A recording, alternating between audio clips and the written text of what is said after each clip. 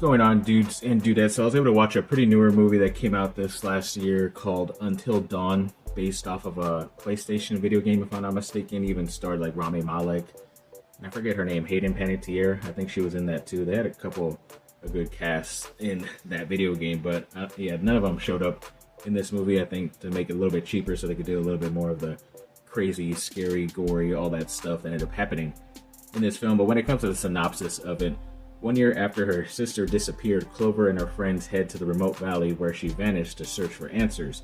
Exploring an abandoned visitor center, they soon encounter a mass killer who murders them one by one.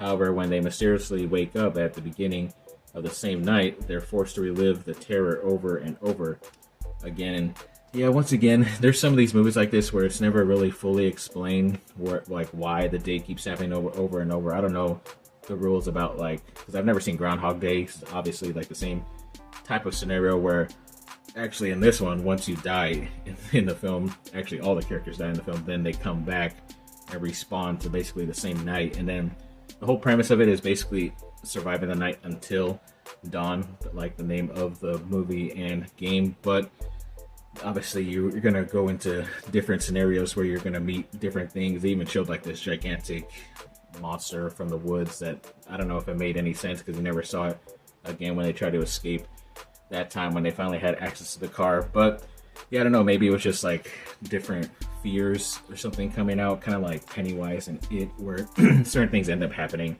because certain characters have certain fears. I don't know if that explains that gigantic thing, but I did enjoy this movie kind of. But there's a lot of points where it's like you're just watching like a blank movie and there's no sound and you're just waiting for the dumb jump scare to happen, and that's ends up getting you more than actually what you were seeing. There's some parts that were really good, like when there's like these zombie-ish type of things towards the end of the movie that they did some cool scenes with, but other than that, like, it's just more of like you're waiting. Oh, okay, I got scared. Wow. Like, it's like, I understand why they do that.